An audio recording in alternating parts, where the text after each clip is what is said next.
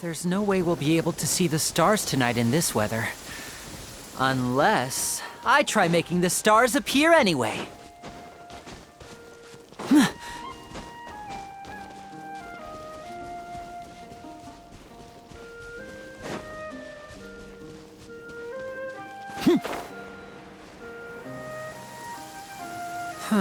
There's no way we'll be able to see the stars tonight in this weather. Unless I try making the stars appear anyway.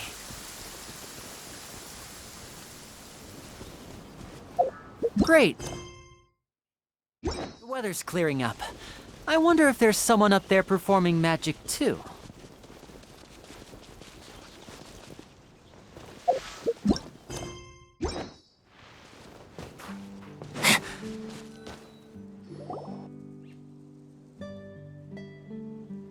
What is this place?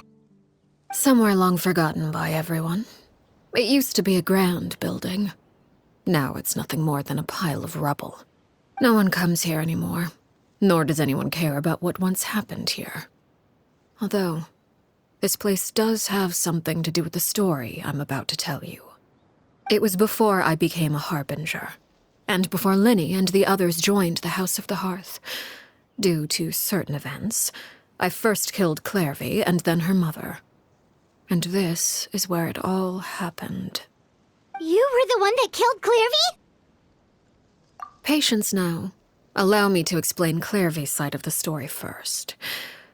I'll start from the beginning. Clairvy was 6 years old when she was brought by her mother, Crucibina, to live in the House of the Hearth. From the outside, it seemed like a fairy tale. A thriving family made up of kind adults and friendly children. Crucibina was the knave at that time, and the House of the Hearth was under her control. She was Clairvy's mother by blood, but she was also the mother to all the children in the house. Clairvy was happy here, for a time. But she quickly realized that being part of this family wasn't a fairy tale at all. It was a kind of purgatory. Purgatory? Exactly. The House of the Hearth takes in war orphans from all over Teyvat. But as for how to raise them, that depends entirely on the person in charge. Crucibina came up with a novel idea. She would teach the children to fight, force them to duel each other, and then crown as the king of the house the child who proved themselves most worthy of inheriting her title. It's difficult to estimate the number of children who died or were maimed in the process. There's little I can say about the ones who died. The ones that emerged with permanent injuries, on the other hand, well, they still served a purpose. They would be handed over to the doctor to be experimented on, or sent away on dangerous missions. Nothing more than tools to be used and then discarded. So those were the experiments Clairvy was talking about. But what actually happened to her? You said that Clairvy was Crucibina's daughter, so if Clairvy tried to convince her to stop what she was doing, Crucibina probably would have listened, right? Despite being Clairvy's mother, Crucibina cared little for her daughter. She forced Clairvy to join the House of the Hearth only as a means to demonstrate her own impartiality as a mother, to prove that she treated all her children equally. Clairvy did try to convince her mother to change her ways, but it was to no avail. After her efforts failed, the only other option was to rise up and try to fight back. Unfortunately, the other children had already been thoroughly indoctrinated into the illusion of happiness Crucibina had created. Of course, there was one exception. Someone Clairvy's age who knew the truth about the House of the Hearth. Her name was Peruere. Wait, the friend that Clairvy mentioned? Friend, huh? I suppose we can call her that for now.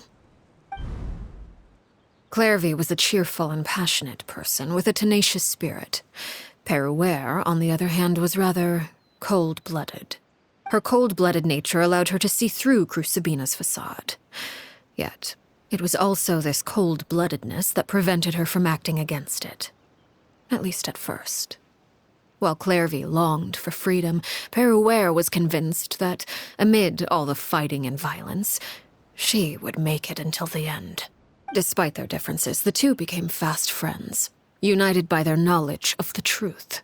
Clairvy told Peruere that she hoped to create a real family, where no one would be killed or sacrificed. There may have been a certain naivete to her ideas, but Clairvy proved her determination many times over. She tried countless times to run away, ask for help, or expose the truth. But her efforts only earned her beating after beating. The only thing that kept her going was her strength of will. Even with her body racked with pain, she would still stand on her tiptoes and open the window at night. She and Peruere would look out at the moon together, a fierce longing for freedom shining in her eyes. But one day that light simply vanished. Oh no. What happened? Her hopelessness resulted from a culmination of things. 10 years had passed. 10 years worth of failure after failure. She and Peruere weren't children anymore, but finding any chance to escape still seemed as hopeless as ever. It was during this time that Peruere suggested a new plan. If escaping was out of the question, why not take down the very person sitting on top of this throne of lies? Mother herself. Clairvy rejected that proposal. She claimed that, as a famous harbinger, Crucibina possessed an unimaginable amount of power. Trying to kill her would have an incredibly low chance of success. Clairvy never gave another reason, but Peruere could see it written all over her face. Clairvy still thought of Crucibina as her mother. Killing her own flesh and blood was a line she couldn't bring herself to cross. If she couldn't escape and fight back, then only one option remained. Precisely. Death was the only way that she felt she could be free. It happened during a duel. When she arrived at the dueling ring that day, her partner turned out to be none other than Peruere, the very person that had stood by her side all those years. It was a fierce battle. But ultimately, Clairvy decided to let Peruere end her life. From that moment on, Peruere's journey was one written in flames. When the rain finally came and washed it all away, there she stood, the sole victor in Mother's endless game of slaughter. A trail of corpses strewn across her path to success. It was the very result she had predicted 10 years prior. Even then, she believed she would make it until the end. She wasn't surprised by the fact that she emerged as Mother's undisputed heir. Rather, her success left her with an inexplicable sense of restlessness. She was unsettled. And there was only one thing that could quell that sensation. Perhaps you two would like to take a guess as to what it was? Crucibina, you mean? But... Correct. This is the place where Peruere killed her best friend. A mere year later, this is also the place where she fought tooth and nail to kill the mother they shared. The moment she acted, any conception of what was right or wrong ceased to matter. It's one of the principles of the house. Only those who survive get to write the rules. Peruere won the battle, and became a harbinger herself.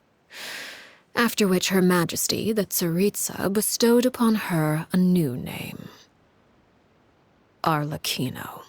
So the Perry Clairvy was talking about... It was you all along. You're Peruere. Arlecchino is just a name you got later. I left that name behind long ago. I must say, hearing it now does bring back memories. After I defeated Crucibina, the moniker of Mother died with her. I chose to forego the title she called herself, and even chose to give up my own name. I rebuilt the House of the Hearth under a new identity. Not only as Arlecchino, but as father. And that is where the story ends. Any more questions? Yeah. Based on what you just told us, Clairvy wasn't a little kid when she was killed. So the Clairvy we met... Was she really a spirit at all? I suppose you could call her an illusion born of flame. Her existence is like ashes to a fire. Something left over in the wake of blaze and ruin. You see, a certain power runs through my veins. It's not unlike a curse. My flames leave behind shadows of anything they consume. Of course, the chances of those shadows morphing into a sentient entity are exceedingly slim. Clairvy is a very special case. Clairvy died when she was 16 years old, but what emerged from the flames was her 6-year-old self. Her appearance wasn't the only thing affected. Most of her memories were lost to the blaze as well. Memory is a mysterious thing indeed. Losing a portion of your memories will alter your sense of self. Lose 10 years' worth, however, and it would be like living in the past. Like returning to a version of yourself that never grew up. No wonder Paimon got such a weird feeling when we were talking to her. Perhaps I should put it this way. Clairvy is someone trapped in time. It may seem like she exists with us in the present, but she truly lives in the confines of her own past. So if all of that is true, then you must have known about Clairvy for a long time. Indeed. She's a rather volatile and unstable entity. Sometimes she would look after the children. She's even saved some of their lives. But other times, she would hide from me and become obsessed with revealing the truth about the house to anyone who will listen. Shadows don't have the capacity to learn or grow. Any new information they encounter is quickly forgotten over time. Your attempts to expose Clairvy to sunlight. They failed, yes? The reason is actually quite simple. In Clairvy's mind, the house is impossible to escape, and it is this very perception that traps her there. But no matter. All I have to do is kill her again, and all will be resolved. I don't anticipate so much as a single speck of ash will be left behind this time. Wait! Paimon can understand why you might want her gone, but isn't there another way? So what if she's trapped in her 6-year-old self? She's still your friend! At least talk to her first! It's too late for that. She broke the rules, and now she must be punished. That goes for Filial and Nantoy as well. She's had quite the effect on them. I hope you understand. The difference between Crucibina and myself lies in our formulation of the rules, not our policy for enforcing them. Upholding the rules without question is a trait we both share, because that is how a household should be run. Is this really what you want to do? Whatever could you mean? Don't you want to say a proper goodbye at least? Whether as a killer or as a father, there are two things that must be avoided at all costs: anger and sorrow. Anger makes you impulsive. Sorrow causes you to waver. Well, it appears it's about time to proceed. Before we arrived, I told some of my well-behaved children to bring our troublemakers here by nightfall. I do believe I've kept my end of the deal. I gave your friends quite a bit more time. As for what happens now, we'll just have to wait and see.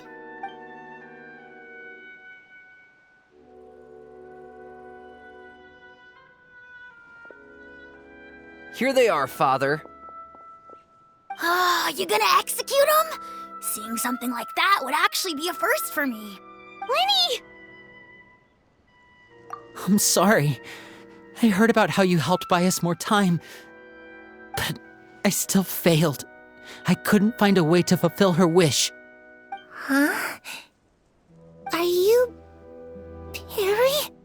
Indeed, it's been a while, Clairvy. Perry! Shh, stay right there.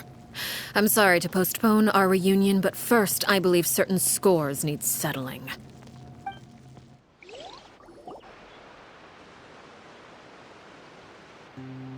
Father, let me explain. Out of my way. Father! You chose to conceal a threat to the house. And for that, you must be punished. Overall, however, I suppose your wrongdoing is hardly the most egregious of the bunch, so I'll deal with your punishments later. As for right now, the more pressing concerns are the traitors among us. By traitors? Do you mean us? Father, let me explain. We didn't mean to. Fultz, why don't you share what you heard? Yes, Father. Secret Midnight Meeting number 3. Participants, Filial, Nantoi, Sato, Toddy. Nantoi clearly said, if only Father wasn't the one who took us in. Sato added, I'm sick of this life. I just want to live as a normal person. Filial was the worst of them all. She called us crazies and said a bunch of mean things about Father. I did not! You're lying! Fultz is trying to frame us. It's not like I'm the only one who heard those things.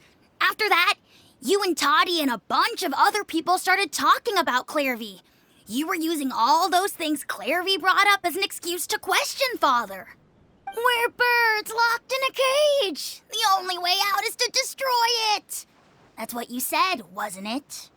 You little. You just want me gone, don't you? What did I ever do to you, huh? And you, Sheplo, have you forgotten who stood by your sickbed, watched over you, and changed your dressings? Come on, let's hear it then. What's your reason for all this? You're wrong, Filial. We don't want you to die. You're our family.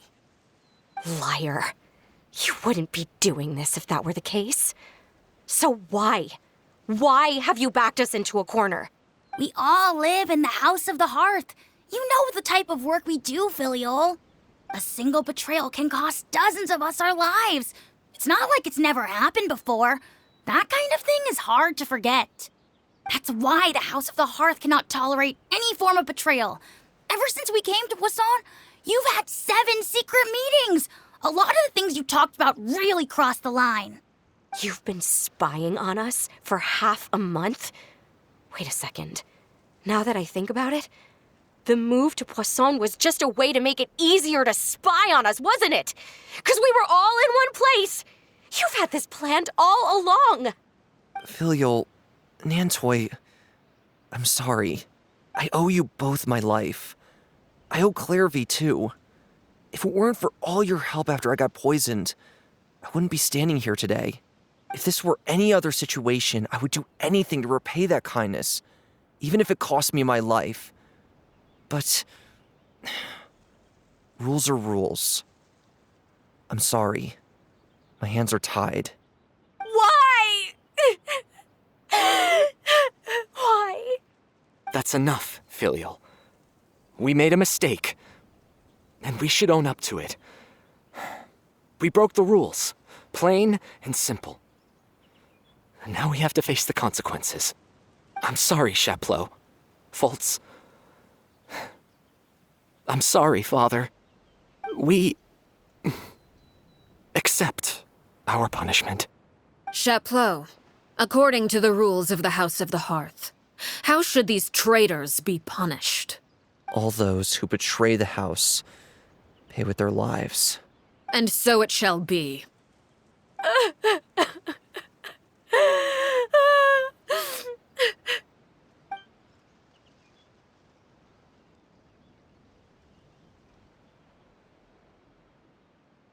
Father, please wait! Something you want to say, Linny? Please reconsider, Father. What Filial and the others did, does it really count as betrayal? We all come from broken families. From the very first day we joined the House of the Hearth, we wanted nothing more than to make it a real home. But the truth is, none of us know what a real home should look like. I'm not saying I have all the answers. All I know is this. Killing Filial and the others may uphold the rules, but doing so will only bring us further away from being a real family than we've ever been. So please, Father, please reconsider. I agree with Linny. Father, please. Linny, you...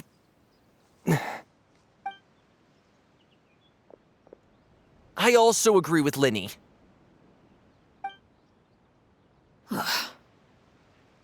An order once given cannot be rescinded. However, given the extent of your determination, I suppose we shall have to go about this a different way. Draw your weapons and face me. Our weapons? Father, are you referring to a duel? Precisely. The rules of the house will not be altered. Traitors must be punished. However, resolving disputes with a duel is also one of our rules, one that also applies to me. Demonstrate a sufficient showing of strength, and I shall offer a concession. Wait. Beat Father in a duel? Impossible. Father is way too strong, even for Linny.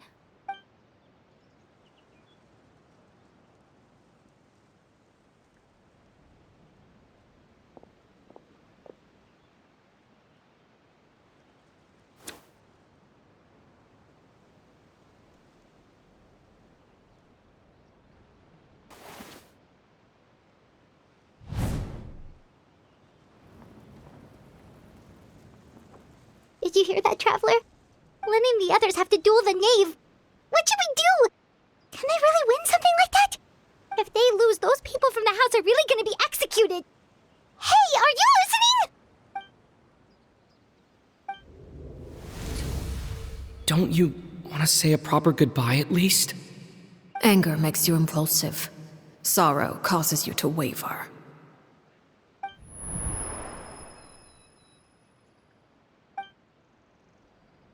Oh, looking at that expression on her face, she seems really serious about this.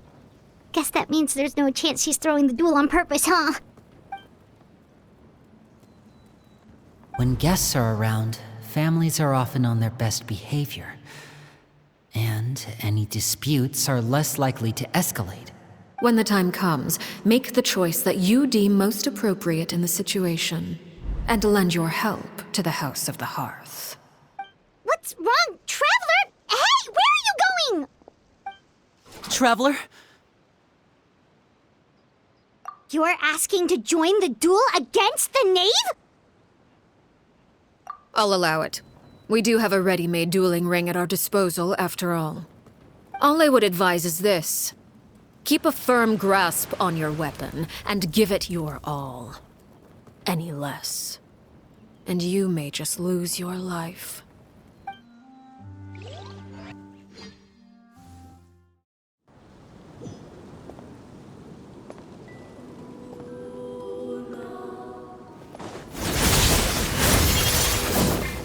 Let my name echo in song! Strike a pose! What pitiful attacks! All hail! I thought I taught you. Watch out for Father's movements!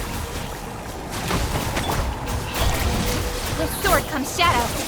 With the fall of darkness, destruction shall rise. Have a taste of her.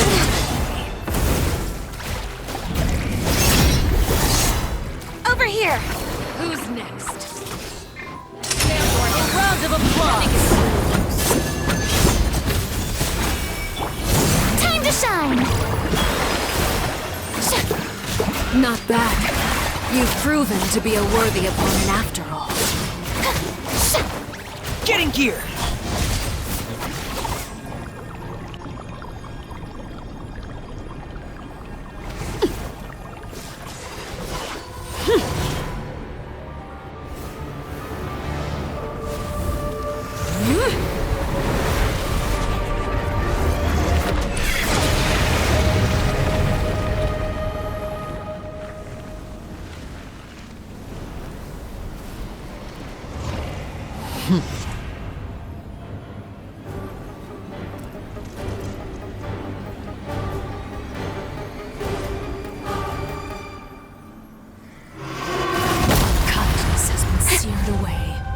My blade is all that remains!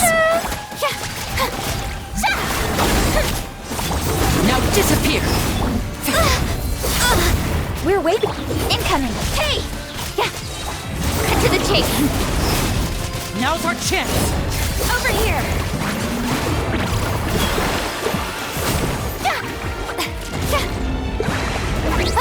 Sundown is only the beginning. Stop that! Am I...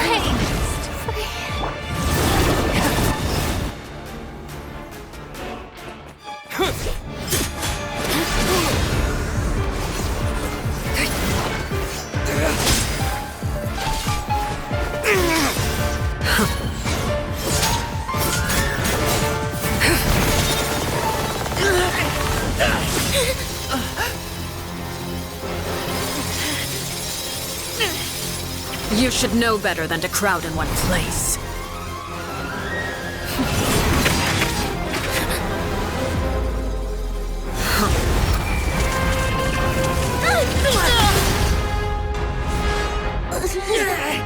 Oh, I know. No! I'm sorry, Father!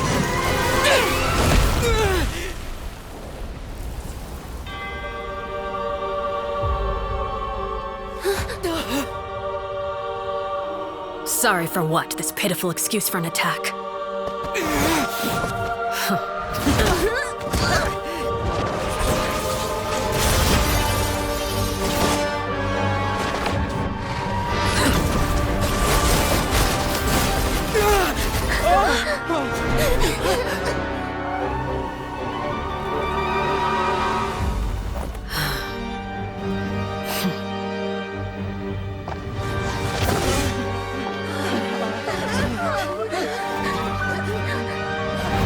Father, no!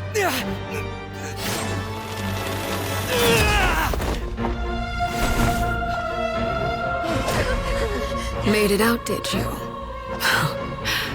You're stronger than I expected.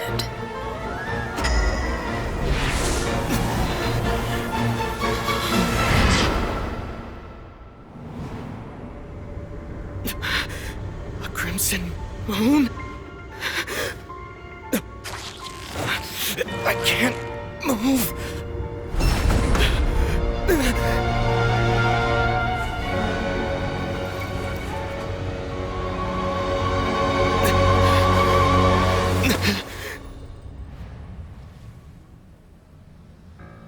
Still, not strong enough to beat me.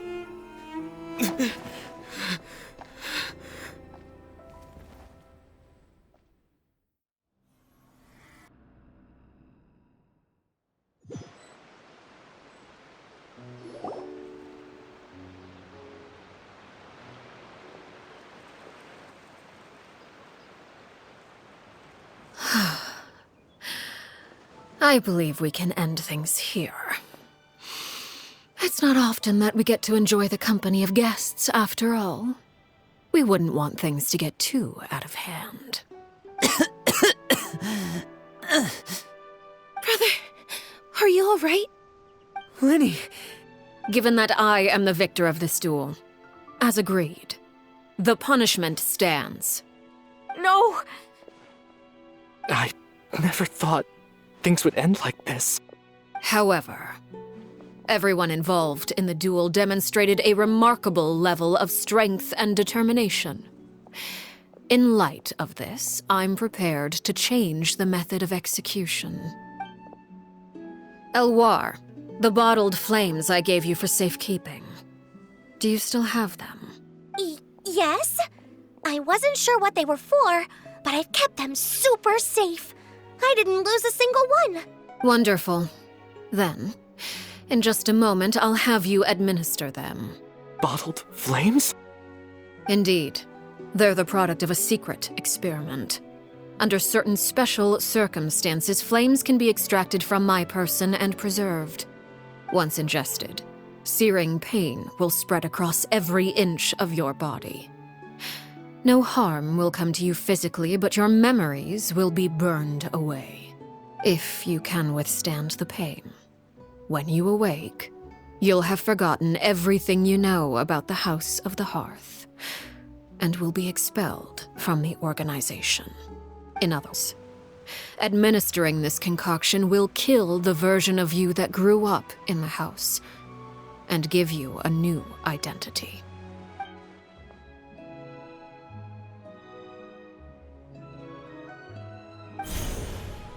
Memory is a mysterious thing indeed. Losing a portion of your memories will alter your sense of self.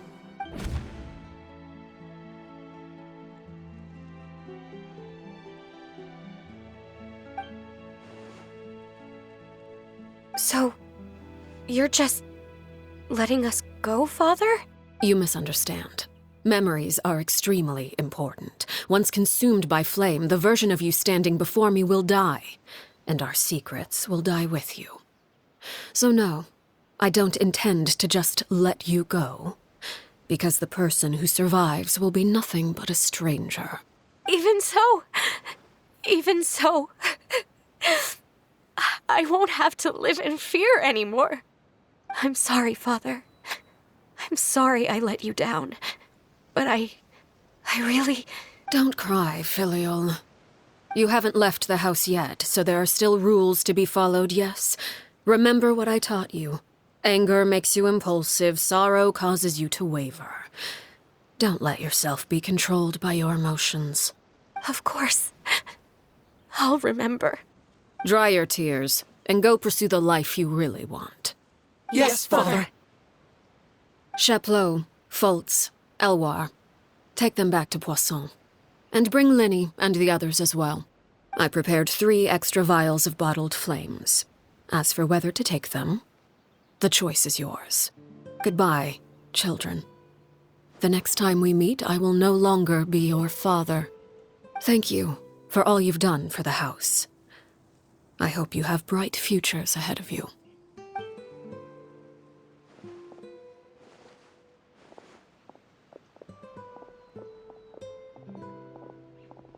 Father. Let's go.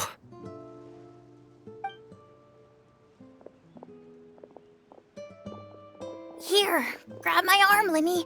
I'll help you walk back. Thank you.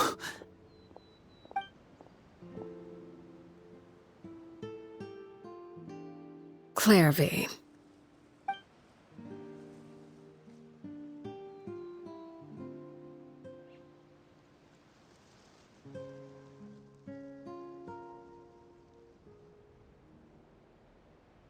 Can we talk now? I've been waiting for a super long time. You really are Perry, aren't you? I haven't seen you in so long. How come you're all grown up?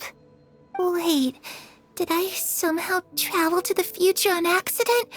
Or am I dreaming? What a long dream. Neither. You died, Clairvy. That's what happened. You could have at least sugarcoated it a little. Look, she's that speechless. Oh.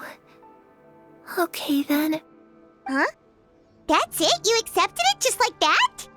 Yep. If that's what Perry says happened, then I believe her.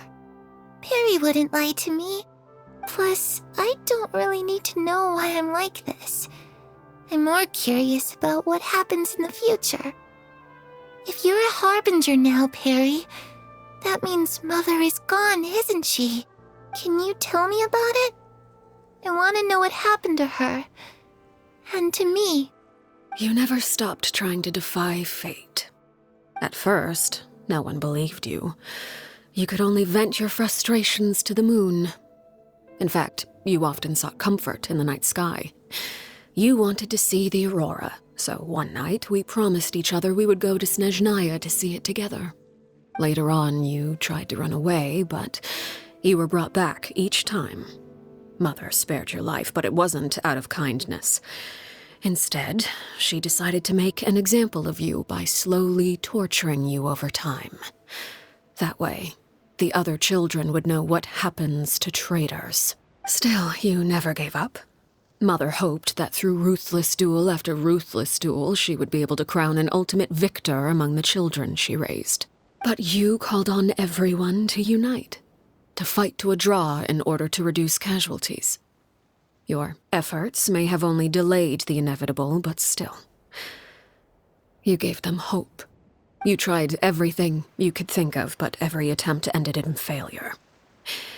Still, you never turned your sword on Crucibina, and you never turned it on me. On that gloomy day, you told me, "For the last 16 years of my life, I've done everything I can to fight for freedom. But now, I realize that the only freedom I truly possess is the freedom to choose to die." I never imagined I would say something like that. I must have been feeling really worn down. But somehow, I still think I understand. According to Mother's plan, only one of us was going to make it until the end. And I always hoped that person would be you. If I could do it all over again, I still don't think I would make a different choice. Even when I first met you, I knew you'd be able to do what I couldn't. Is that so? Even now, I'm not sure I truly understand what kind of freedom you were trying to pursue. But as the head of the House of the Hearth, and as the children's father, I've tried to give them the most basic of freedoms. The freedom to choose their own fate. It's something I discussed with the Iudex of Fontaine. The children who want to leave the house will have their memories wiped clean of all secrets pertaining to the organization. In return, they will be allowed to live a normal life in Fontaine without being prosecuted for their past. Of course, I won't simply hand freedom to them on a silver platter. They have to fight for it and prove themselves worthy of it. Only freedom that is earned has true value. That's more than enough. That's exactly the kind of life I was fighting for. You know, Perry, I think you're a pretty amazing king, and a really great father, too. I'm really happy that you're the one who took over the house. I guess I do have one regret, though. I still haven't seen the outside world. Well, it just so happens that our dear guests over here have been to many nations and traveled to countless places. Perhaps they would be willing to tell you what the outside world is like. Really? Of course! We've traveled all over the place. We've got so many stories, we could probably talk your ears off for 3 days straight. You know, I used to dream of being a bard. Playing the lute while singing into the winds of freedom.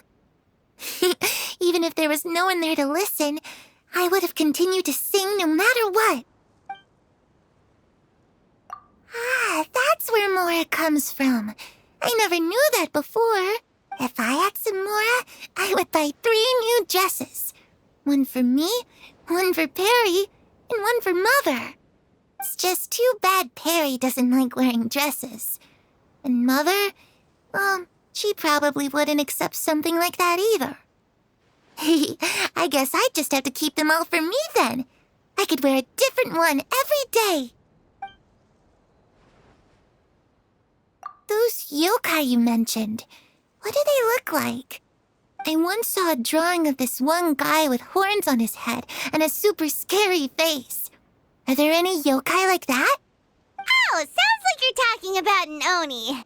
Yep, we've met one, and let Paimon tell you, they're not nearly as scary as they look. I was always too afraid to skip Mother's fighting lessons. But at the academia, I bet you could do all sorts of secret things in class. Things that have nothing to do with studying. I'm just kidding.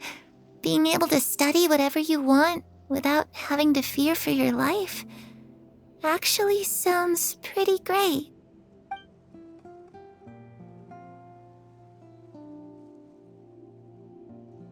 The situation was super dangerous. Lenny and Lynette were accused of committing a crime, and they were going to have to stand trial at the Opera Epicles. Oh no, that must have been hard for all of you. What happened next? Don't Don't worry. We were able to turn the situation around super quickly. All thanks to Detective Paimon, of course. How'd you do that? Come on, tell me. Okay, so it was like this. After the failed magic show, we rushed to the scene and...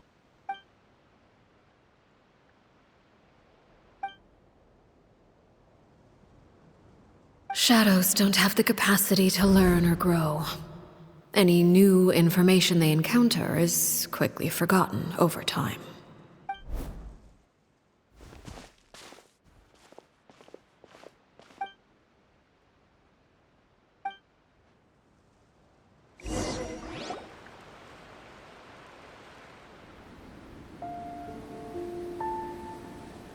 Clairvy, you've worked tirelessly from the shadows to overthrow the House of the Hearth.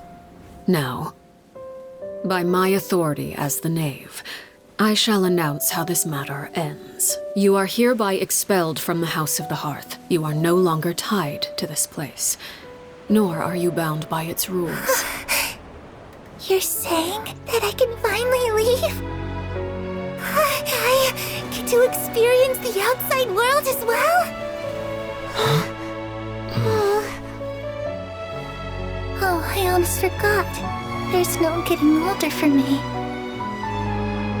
Still, seeing who you grew up to be makes me really happy, Parallare. Take care of yourself. Goodbye. May we meet again someday.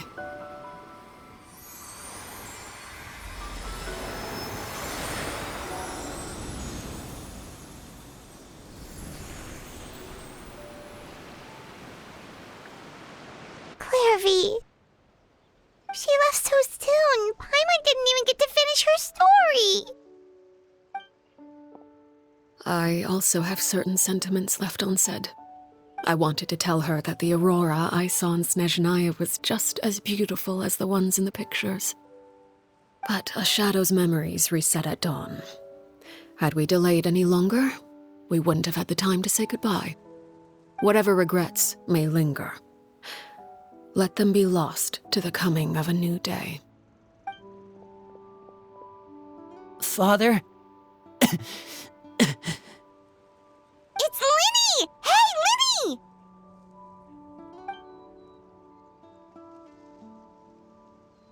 What is he doing back here? Let's go check it out.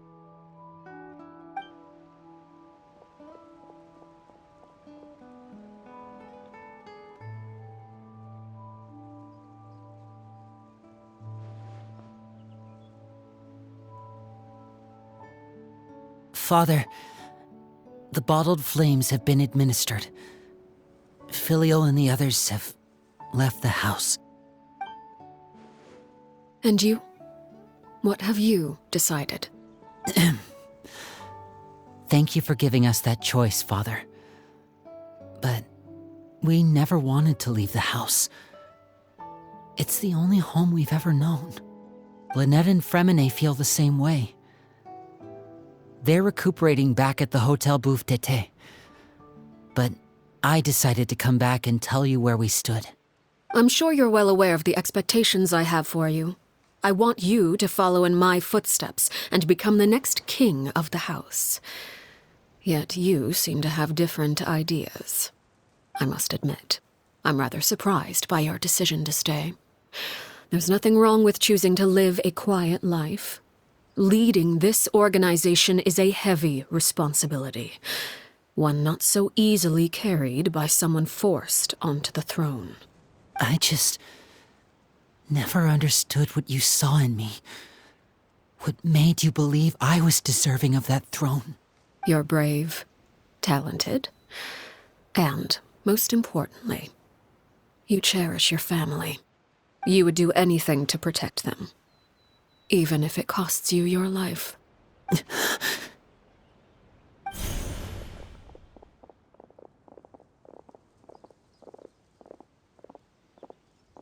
Speaking up back there was so brave of you, Linny. It's all thanks to you that we were able to convince Father to back down.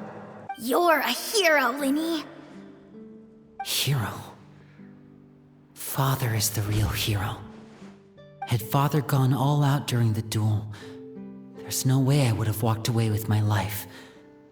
She must have had it all planned from the beginning, from the very moment she suggested a duel. I'm not deserving of that title. I'm not strong enough or smart enough. You're wrong. In my opinion, all you need to be deserving of the throne is conviction and the necessary strength to act on it. We may have different ideas of what it means to be a family, but you can hardly be said to lack conviction. What you truly lack is strength. For someone of your talent, though, that's something that will come with time. Even without that strength, you still chose to face me in a duel, even though the odds were stacked against you. That capacity to honor your convictions is what I truly see in you. Father. No one knows what the future holds, what tragedy or triumph may be in store. Being at the head of this organization requires the strength of will to face whatever comes. Caution will only hold you back. If reaching a certain standard were required to go after what you want, I would never have succeeded in killing my predecessor. Back then, there was still a considerable gap between our abilities. Strength may decide the ultimate victor, but those who let a lack of strength dictate their decisions or undermine their convictions will never be worthy of the throne. I understand, Father. Thank you. Children must grow up to surpass their parents. Only then can a family continue to flourish. The road ahead is not an easy one, so I'll ask you one last time. Are you certain you want to stay? You've done so much for me, Father, and that kindness must be repaid.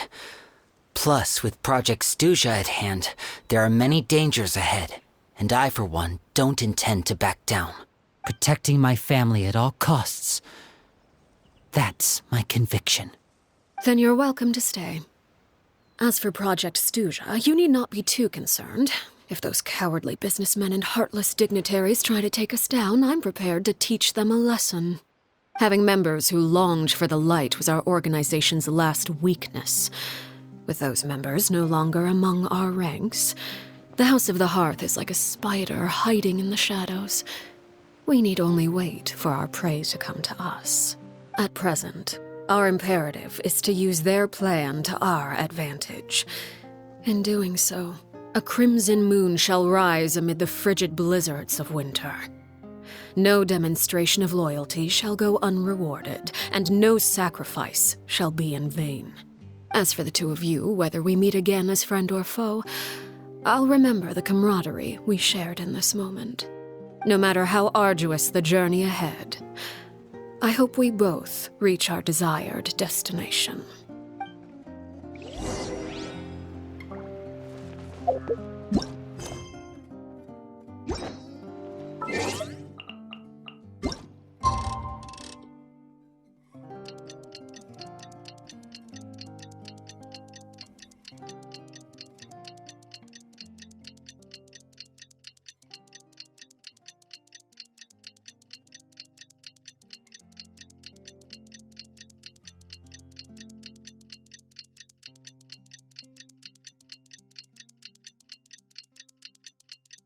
Didn't Linny say that Lynette and Fremine were recovering at the Hotel Bouffe d'été? Oh, Paimon wonders how they're doing. Maybe we should go check on them.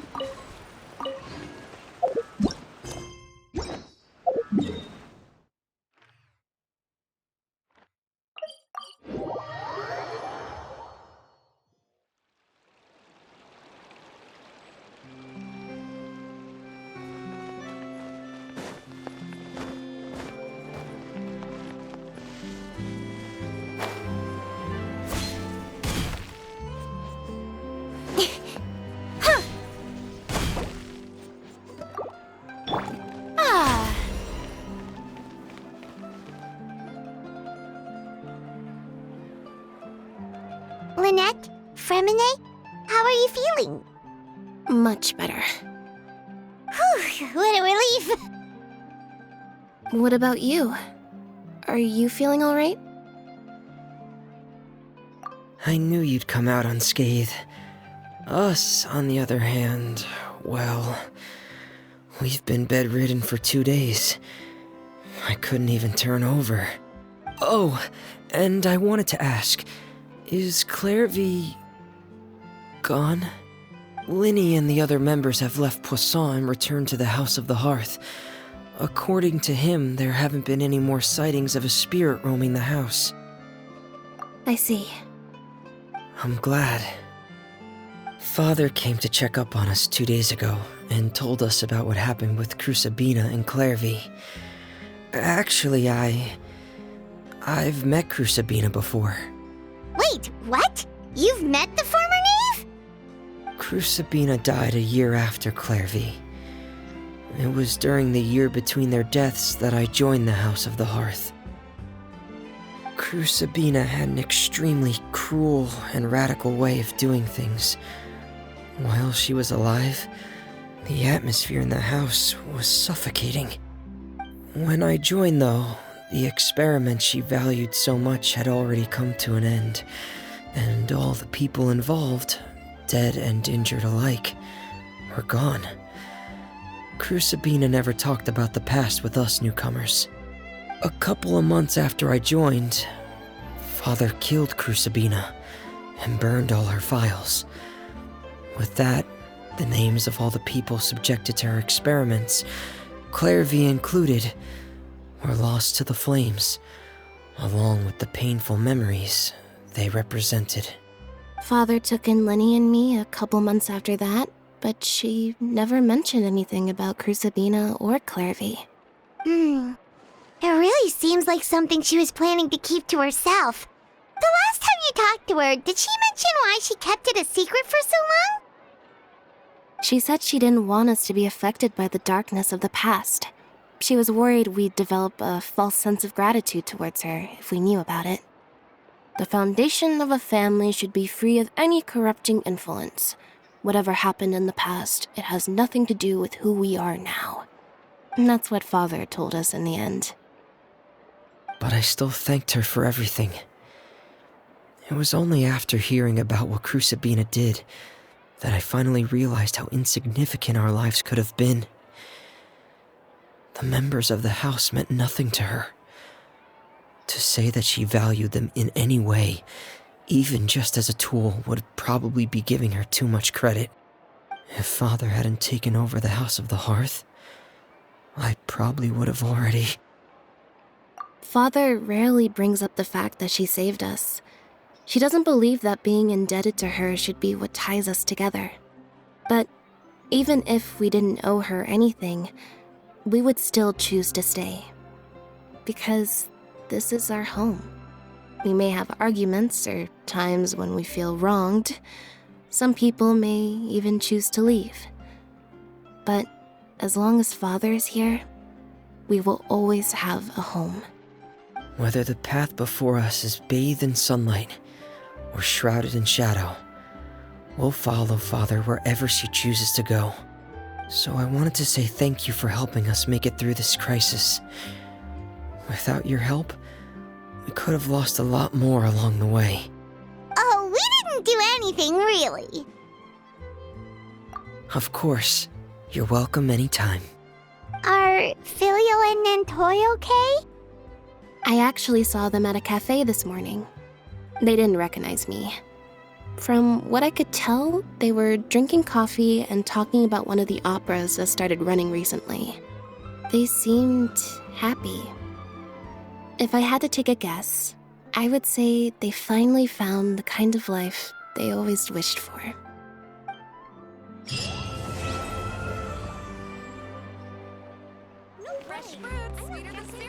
May I present